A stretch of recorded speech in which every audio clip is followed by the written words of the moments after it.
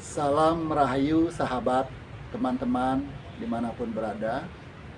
Perkenalkan, saya Wayan Tinggal Cana. Saat ini berumur 55 tahun. Saya berdomisili di kawasan wisata Sanur, Kota Denpasar, Provinsi Bali. Pada video kali ini saya akan berbagi bagaimana saya secara pribadi terinspirasi karena sering saya menonton channel-channel YouTube yang berisikan tentang bagaimana untuk mempraktekkan tentang slow living, yaitu memelankan jalannya kehidupan, di mana jalannya kehidupan itu tidak kita pacu berdasarkan keinginan, tetapi lebih kepada bagaimana menikmati proses dari kehidupan. Saya akan berbagi beberapa video bagaimana saya memerankan itu yang saya dapat inspirasinya dari YouTube. Semoga apa yang saya videokan ini bisa juga menginspirasi teman-teman sekalian dimanapun berada, dan kedepannya kita bisa berkomunikasi, berinteraksi tentu saja untuk hal yang lebih bagus untuk hari-hari yang akan datang. Baiklah, saya akan mulai video saya kali ini. Pertama tentu saja saya sudah memperkenalkan diri saya, kemudian saya akan merekam di mana saya berdomisili, kemudian saya akan melakukan perekaman aktivitas apa yang saya lakukan dalam mempraktekkan slow living tersebut. Semoga bermanfaat bagi kita semua. Salam Rahayu dari Bali, dari saya Wayan Tinggal untuk teman-teman semua.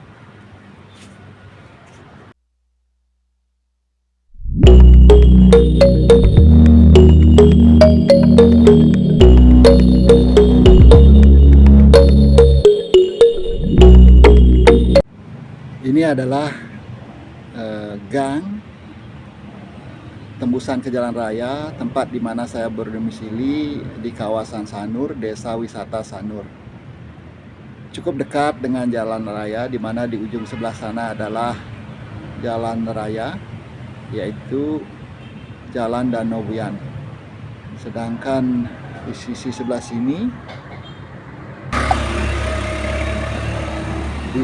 sini, adalah gang menuju ke rumah saya berdomisili, yaitu di Jalan Danau Buyan, Gang 5, nomor 7, Denpasar. Di tempat saya berdomisili ini juga saya mengelola rumah wisata atau penginapan yang bernama Cana Homestay. Diambil dari nama bapak saya, yaitu Nyoman Cana. Sedangkan saya bernama Iwayan Tinggal. Jadi Iwayan Tinggal Cana itu nama panggilan saya. Ini adalah usaha yang saya geluti setelah saya memutuskan untuk mandiri, tidak bekerja lagi. Ini adalah pintu gerbang rumah tempat saya berdomisili, di mana ini adalah garasenya dan ini pintu masuknya untuk masuk keluarnya sepeda motor dan juga orang-orang. Dan seperti biasa, kami di Bali sangat menyukai kebun dan sangat suka untuk mempersolek rumah dengan tanaman-tanaman. Dan ini adalah prosesi upacara yang kami lakukan kemarin bertepatan dengan Ngusabe Desa atau membersihkan desa adat yang memfasilitasinya, yaitu Desa Adat Intaran. Ini adalah pintu gerbang rumah saya, di mana ada dua patung kodok yang sedang melakukan teknik meditasi. Kemudian seperti biasa ada aling-aling atau penghalang untuk menghalangi aura-aura negatif yang berasal dari luar, sebagaimana kepercayaan kami masyarakat Bali. Dan ini adalah jalan setapak menuju ke sebagian besar dari halaman rumah saya. Oh ya teman-teman, saya adalah pekerja pariwisata. Saya bekerja di bidang perhotelan, di mana sudah umum diketahui saat ini pariwisata dengan ketenaga kerjaannya sebagian besar bersifat contractual agreement atau ikatan kerja, ikatan dinas. Dalam perjanjiannya diatur antara 1 atau 2 tahun. Setelah tersebut, ada kemungkinan kita akan diperpanjang, ada juga kemungkinan kita akan diputus kontrak. Dan saya adalah pekerja yang menjalani hal itu, di mana saya melakukan perjanjian kerja untuk jangka waktu 2 tahun berkelanjutan, sampai pada akhirnya saya tidak dipekerjakan lagi. Kemudian saya memutuskan berdikari. Lalu rumah di tempat yang saya tempati ini, karena ada banyak kamar yang dulunya adalah tempat untuk kos dari mahasiswa dan pelajar-pelajar yang ada di Sanur, ada yang sedang sekolah ataupun sedang kuliah di Denpasar. Ini saya putuskan untuk saya sewakan untuk mendapatkan penghasilan. Jadi ini adalah tempat penginapan yang saya kelola yang bernama Chana Homestay. Di depan tadi adalah ruang tunggu saat tamu-tamu atau wisatawan ataupun umumnya warga lokal, wisatawan lokal yang akan menginap untuk beristirahat sejenak. Jadi kita akan lanjutkan. Ini adalah kebun yang saya tata tentu saja sebagai nilai tambah dari tempat yang saya sewakan. Cukup luas halaman ini, kisarannya ada sekitar 8 are. Jadi saya penuhi dengan kebun karena saya sangat hobi berkebun. Nah, di sana di pintu gerbang, pintu masuk, tempat untuk parkir kendaraan, sedangkan di sisi kebunnya ada tempat duduk ayunan dan juga ada garasi parkir kendaraan saya. Saya akan perlihatkan salah satu kamar, siapa tahu suatu hari nanti ada teman-teman yang akan menginap. Di sini harga penginapannya Rp150.000 semalam. Bisa menghubungi saya, bisa melakukan pemesanan. Ini dia. Ini adalah balai joglo atau tempat keluarga dalam melakukan upacara-upacara di Bali. Kalau di Bali disebutnya balai Bali. Saya akan ajak keliling sejenak sebelum saya memfokuskan pada hal-hal yang saya lakukan dalam mempraktekkan simple living atau slow living. Ini adalah tempat sembahyang keluarga. Di mana di sini saya bersama istri dengan 1 orang putri. Nah, terdengar di sisi sana adalah kokok ayam. Kokok ayam di mana itu salah satu dari aktivitas kegiatan saya dalam mengisi slow living atau menjalani hari-hari. Nah, mari kita ke sudut sana. Kisarannya ada di ujung utara dari lahan saya ini, dan ini adalah ayam yang saya pelihara, yaitu ayam berjenis Bangkok. Jadi karena saya memvideokan, mungkin dia merasa sedikit terganggu. Luasan daerah yang saya pergunakan untuk kandang ayam ini kisarannya ada sekitar 100 meter persegi atau 10 kali 10. Jadi saya batasi dengan tanaman, dan ini adalah ruangannya. Saya akan mengajak teman-teman untuk mendekati kandang ayam saya ini. Jadi teman-teman, di dalam mempraktekkan simple living atau slow living ini, saya lebih cenderung bagaimana mengisi hari dengan aktivitas-aktivitas yang berguna dan bisa menyenangkan diri. Seperti saya sebutkan tadi, bahwa saya adalah seorang pensiunan, atau lebih tepatnya berhenti dari status sebagai karyawan di perusahaan, yaitu di perusahaan di bidang pariwisata, tepatnya di bidang perhotelan di Bali. Karena saya merasa bahwa di umur 55 tahun ini ada pelemahan atas tubuh saya.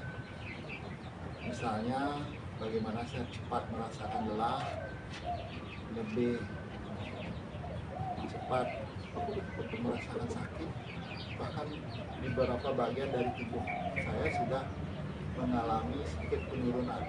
Seperti misalnya saya sudah menderita, bukan dalam artian menderita sekali ya, mengalami penyakit asam urat, yang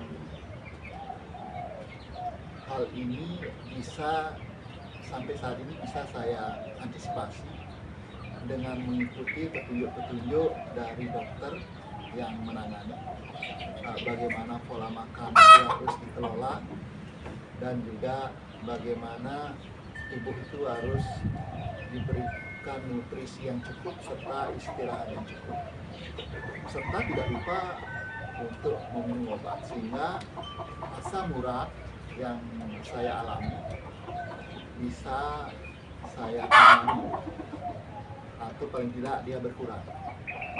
Demikian juga jika aktivitas saya terlalu padat atau kelelahan, saya juga mengalami jantung berdebar, mungkin karena aktivitasnya yang padat. Saya juga sering kali mengalami asam lambung. Asam lambung menurut dokter yang menangani serta yang saya alami selama ini lebih disebabkan karena penyakit mah yang akut, sehingga dia menjalar atau menggerogoti lambung kita, sehingga mengakibatkan asam lambung.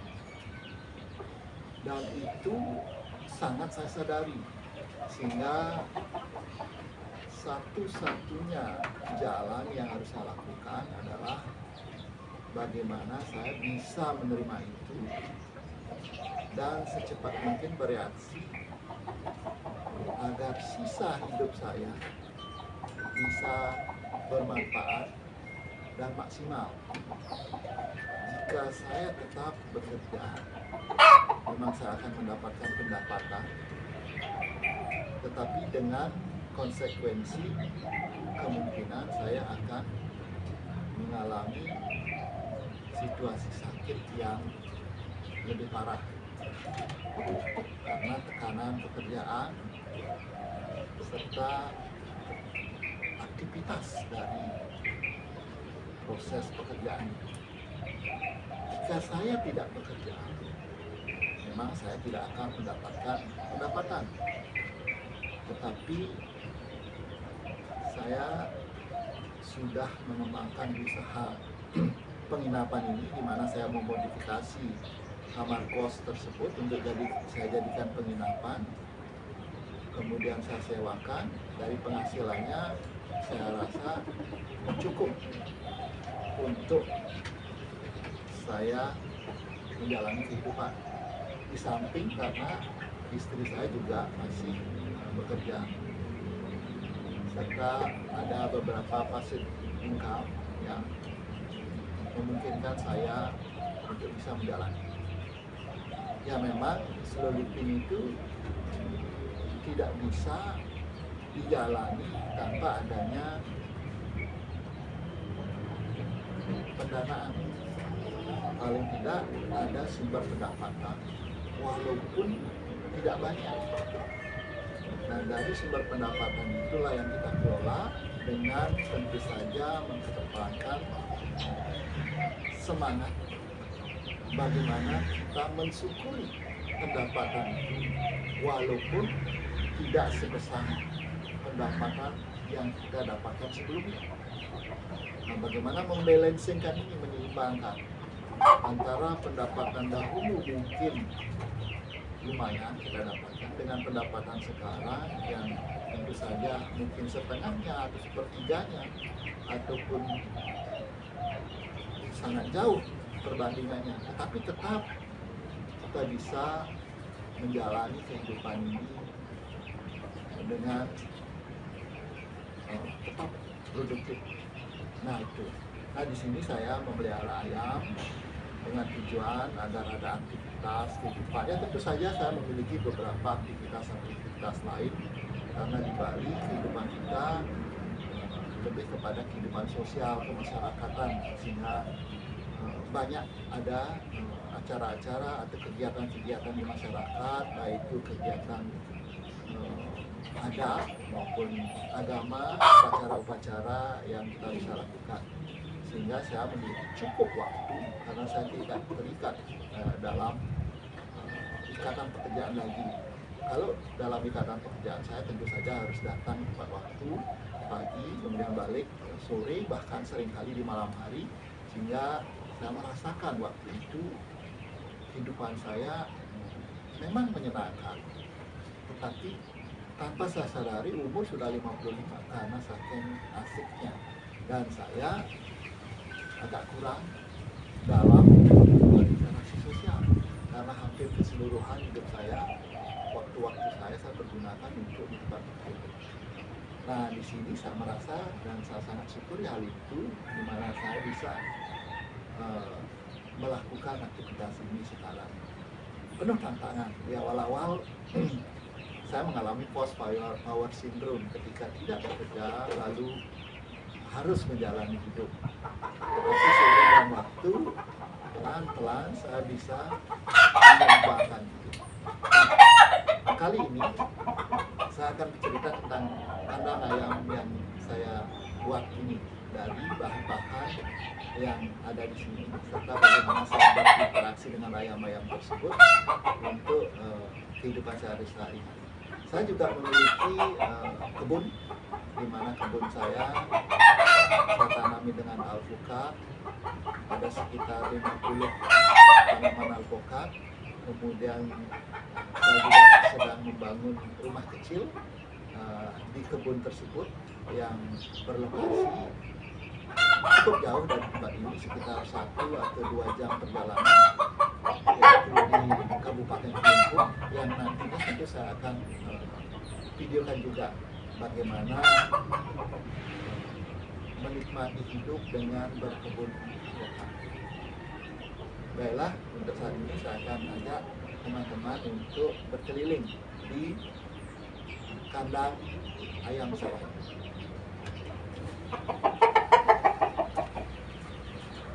Ini adalah kandang ayam yang saya sebutkan tadi, terdiri dari sekitar 10 kandang. Ayam-ayamnya pada berkokok, di mana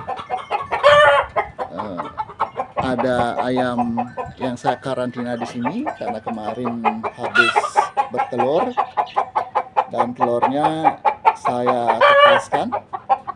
Nanti saya akan tunjukkan di mana saya tetaskan telur tersebut. Ini adalah ayam jenis Bangkok yang sudah bertelur. Kemudian ini juga adalah kandang karantina. Nah, maksud dari kandang karantina di sini adalah ketika ayam-ayam sudah bertelur, kita wajib pisahkan agar dia tidak mengerami telur-telur yang sudah kita ambil. Jadi dia mengerami tempat keram yang kosong, karena itu kebiasaan dari ayam. Kewajiban dia bertelur lalu dia mengeram, karena telurnya sudah kita pindahkan ke tempat penetasan. Ini juga adalah ayam jenis Bangkok yang saya miliki. Ini dia. Ini masih muda, sekitar 3 bulan dari anakan sebelumnya. Kemudian di bawahnya saya memiliki sepasang ayam Bangkok, jenisnya Bangkok dengan indukan Bangkok juga. Ya. Ini dia. Kemudian itu 3 kandang yang pertama. Kemudian di kandang pada atas adalah pembesaran dari DOC. Jadi ayam-ayam yang baru menetas. Kalau yang ini ayamnya berumur 2 hari. Saya taruh di sana dan saya isi lampu juga. Ada berjumlah 5. 2 hari lalu menetas. Kemudian ini adalah ayam yang sudah berumur, anak ayam yang sudah berumur 1 bulan 1 minggu. Jadi 5 minggu sudah cukup besar-besar. Jadi saya juga mempersiapkan kandangnya dengan penerangan yang cukup agar di malam hari anak ayam ini bisa nyaman. Kemudian di bawahnya lagi ini adalah anak ayam yang berumur 3 minggu. Jadi semua ayam saya yang di sini ini jenisnya adalah anakan ayam Bangkok. Kelihatan dari warna bulunya serta posturnya. Ini kemudian ini yang di bawahnya adalah penghasil anak ayam di Bangkok kategori super. Ya, jadi mungkin dia agak khawatir ketika didokumentasikan. Ini Bangkok kategori super, tubuhnya sangat besar. Sedangkan di kandang ini saya khususkan untuk ayam jenis lokal yang tentu saja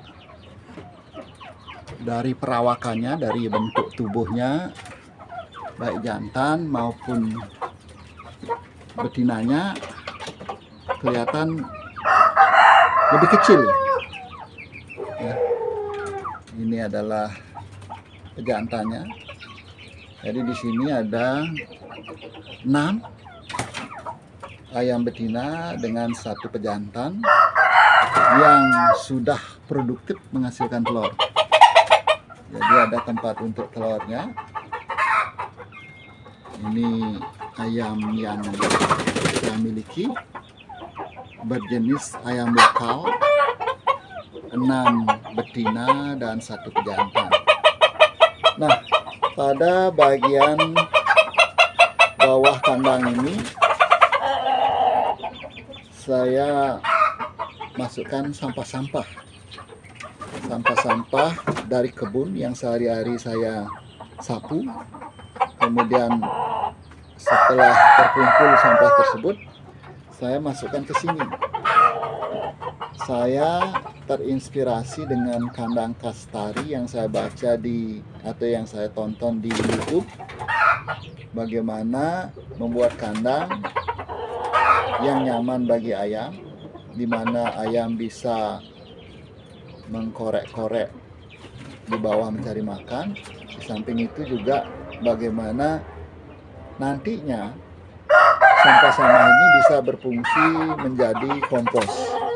Dan saya sudah memanen cukup banyak kompos untuk tanaman-tanaman, yang mana teman-teman bisa lihat tadi, tanaman-tanaman saya subur-subur, berbunga, bagus-bagus.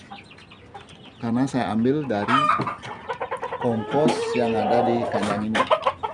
Sedangkan di kandang yang lagi satu, ini saya khususkan indukan-indukan betina-betina dari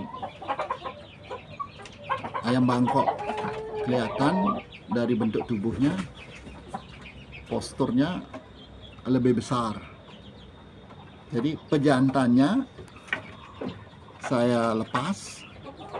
Jadi pejantannya ada di kebun depan, dan dia akan saya ambil 2 hari sekali agar staminanya fit untuk berproses membuahi betina-betina ini, sehingga betina-betina ini bisa bertelur. Pada bagian bawah dari kandang ini juga saya isi dengan sampah-sampah daun-daun kering yang saya kumpulkan dari kebun yang saya sapu setiap harinya. Ya, kelihatan ayam-ayamnya besar-besar, warnanya hitam-hitam, bercirikan dia jenis ayam Bangkok. Saya juga menyediakan tempat bermain di luar bagi ayam-ayam ini untuk mengkorek-korek nantinya. Jadi sampah-sampah di sini saya sengaja kumpulkan. Ada 2 bak yang saya buat untuk tempat sampah-sampah ini. Sini juga lagi 1. Jadi dia akan mengkorek-korek di sini, di mana tempat ini ketika ada sampah-sampah dari daun-daun, ya tentu saya hindari sampah-sampah plastik. Ini murni sampah-sampah alami. Berkumpul di sini dengan kelembaban tertentu akan mengundang cacing-cacing untuk datang. Dan inilah yang akan dikorek oleh ayam-ayam, dan lama-kelamaan ini akan menjadi pupuk. Ini dia, yang itu juga saya udah cakar-cakar. Dan ayam juga jika hari cerah saya keluarkan dari kandang. Kandangnya memang tidak estetik karena saya membuatnya dari sisa-sisa bahan kayu-kayu yang saya buat sendiri. Nah, inilah aktivitas harian yang saya lakukan di kandang ayam saya untuk mengisi hari menjalankan slow living ini, sambil tentu saja melakukan berbagai kegiatan-kegiatan lainnya di rumah, seperti bersih-bersih rumah, kemudian penanaman pohon, dan juga saya melakukan stek-stek untuk tanaman bougainville yang tadi pagi saya stek. Ada banyak diantaranya sudah tumbuh dan berbunga. Jadi itu dia apa saja aktivitas yang bisa kita lakukan dalam mempraktekkan simple living, slow living ini, yaitu kehidupan yang sederhana sebagai masyarakat umum, kehidupan yang tidak terkejar, yang bisa kita lakukan. Ini adalah contoh dari kompos yang saya hasilkan dari kandang ayam, di mana daun-daun yang saya kumpulkan kemudian dicakar-cakar oleh ayam, lama-kelamaan dia menjadi kompos. Kisarannya antara 1,5 bulan sampai 3 bulan dia sudah menjadi kompos. Ya, tentu saja kualitas komposnya tidak begitu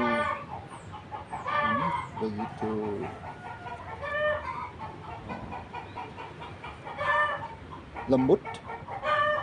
Jika ingin lebih lembut, kita bisa ayak dengan ayakan yang kecil-kecil.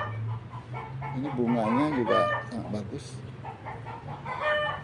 Ini bunga-bunga di halaman saya yang saya berikan kompos. Ini ya, bunga-bunga di halaman saya. Sekarang bahkan cabenya juga tumbuh-subur. Oh ya teman, di Denpasar juga saya memiliki 2 pohon alpukat yang saya tanam. Nantinya saya akan ajak teman-teman untuk melihat bagaimana saya menanam pohon alpukat, jumlahnya sekitar 50 batang di kampung yang berjarak 1,5 jam dari kota Denpasar, yaitu di Kabupaten Kelungkung. Ini akan sangat menarik. Teman-teman, ini dia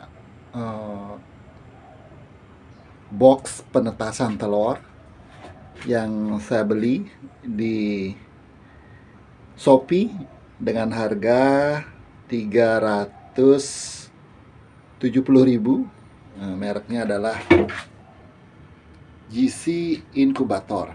Bagi saya ini sangat berfungsi dengan baik, di mana saya meletakkan telur di sini, telur-telur dari ayam yang saya dapatkan dari kandang, dan hampir 80% di antara telur yang saya masukkan ke sini menetas, teman-teman, dan menjadi DOC atau anak-anak ayam yang saya pelihara.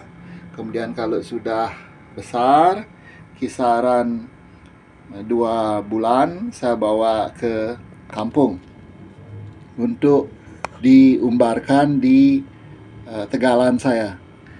Dan saya lengkapi juga dengan pengukur kelembaban, di mana di sini saya pertahankan kelembaban di angka 50 sampai 60%. Sedangkan suhunya di sini saya setting 37,6 sampai ke 38 derajat Celcius.